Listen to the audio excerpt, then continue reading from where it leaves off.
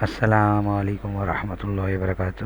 بسم اللہ الرحمن الرحیم۔ محترم پیارے طلباء کرام، آج ہم مضمون اردو میں سبق دیانت داری سے متعلق سبق کی مکمل وضاحت کو انشاءاللہ سمجھیں گے، اور میں امید کرتا ہوں کہ آپ تمام طلباء کرام مکمل دلچسپی سے شروع سے آخر تک وضاحت سبق کو سنیں گے، نئے الفاظ کو سیکھیں گے، ان کے معنی سیکھیں گے، اور سبق سے کیا مقاصد تھے جو ہم نے سیکھے، کیا کیا اہم باتیں ہم نے سیکھی، انشاءاللہ اس کو یہ میں وضاحت کروں گا۔ جزاکم اللہ خیرہ۔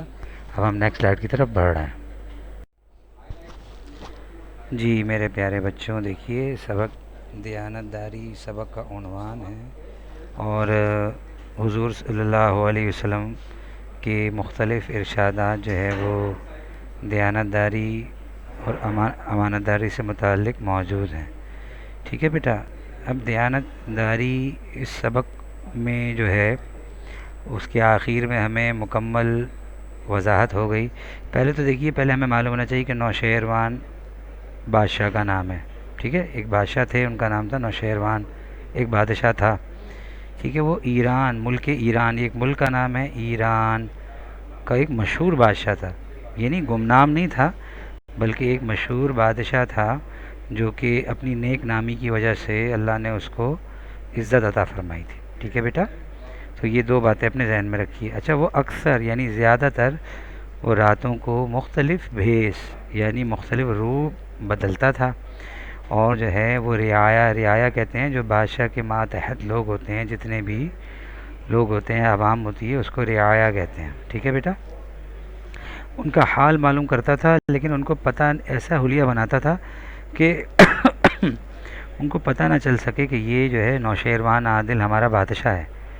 تو ایک رات اس نے حسب معمول، جس طرح وہ مختلف راتوں میں اپنا روپ اپنا بھیس بدلتا تھا، تو ایک رات اس نے سوداگر کا روپ اختیار کیا، اور ایک زمیندار جس کے بارے میں اس نے سنا تھا کہ وہ بہت مہمان نواز ہے، مہمان نوازی میں بہت مشہور ہے، مہمان کے آنے پہ مطلب بہت خوش ہوتا ہے، بڑا اس کا پرجوش انداز سے اس کا استقبال کرتا ہے اور اس کی خوب خدمت کرتا ہے، اس کے ہاں رات کے وقت گیا بھیس بدل کے، اور اس کے گھر کا دروازہ کھٹکھٹایا۔ دستک دینے کا مطلب کیا ہوتا ہے؟ کھٹکھٹانا۔ ٹھیک ہے بیٹا، سوداگر کہتے ہیں بیوپاری کو۔ ٹھیک ہے، بیوپاری کو کہتے ہیں، اس زمانے میں ان کو سوداگر کرتے تھے، جو ادھر سے ادھر مال لا کے جو ہے نا اس کو خرید و فروخت کرتے ہیں۔ ٹھیک ہے بیٹا، اب وہ شریف زمیندار، دیکھیں نا اس کی صفت بتائی، یہ صفت ہے شریف، اور زمیندار جو ہے وہ موصوف ہے۔ شریف زمیندار نے کیا کیا بیٹا؟ آپ کو معلوم ہے کہ اس نے جب دیکھا کہ کوئی مہمان دروازے پہ ہے، تو اس نے خوشی سے اس کا استقبال کیا اور اس کو گھر کے اندر لے گیا، اور بڑے شوق سے مہمان کی خدمت کرنے لگا، یعنی ان کے لیے کھانے کا اہتمام کیا، کھانے کا انتظام کیا، جن کو وہ سوداگر سمجھ رہا تھا، حقیقت میں وہ نوشیروان عادل تھا۔ ٹھیک ہے بیٹا، پھر اس نے کیا کیا؟ دیکھیں کیسے خدمت کی، بستر دیا، اور بستر سے پہلے کی چارپائی دی، اس چارپائی پہ بستر بچھایا، ٹھیک ہے، اور ان کو مطلب ان کے آرام کی بہترین ترتیب بنائی۔ ٹھیک ہے، وہ یہ جانتا نہیں تھا یہ کون ہے، اس نے بس سمجھا کہ اللہ کا بندہ ہے، کوئی ایمان والا ہے، صحیح ہے، مہمان ہے۔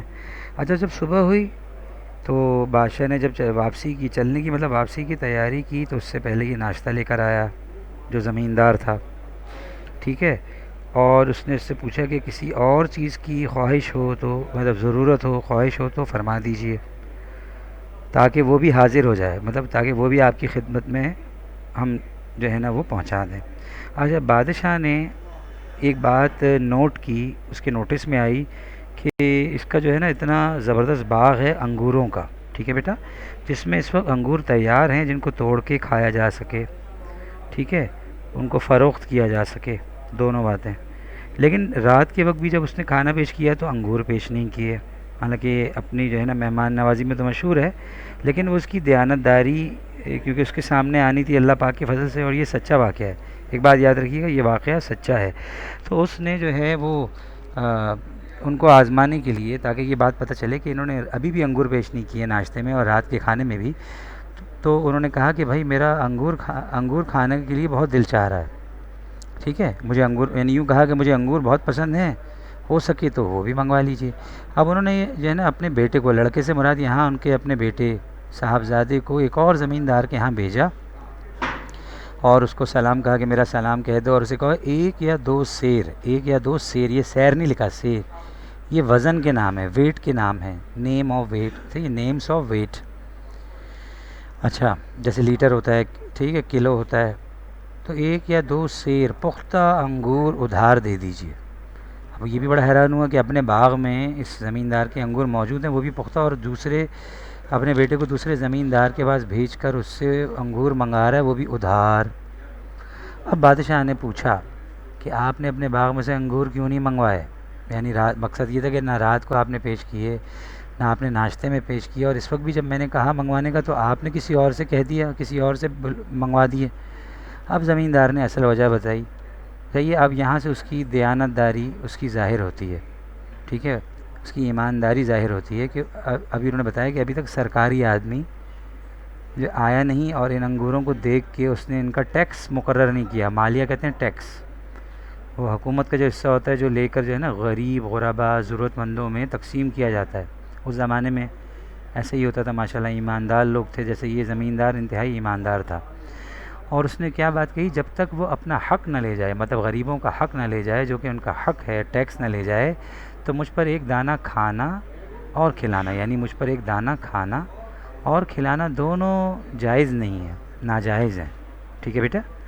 اب کیا ہے کہ بادشاہ جو ہے اس کے برتاؤ سے پہلے ہی بہت خوش ہوا تھا کہ اس نے جو ہے نا بستر دیا، چارپائی دی، خوشی سے یعنی بڑی پرجوش انداز سے استقبال کیا، کھلایا پلایا.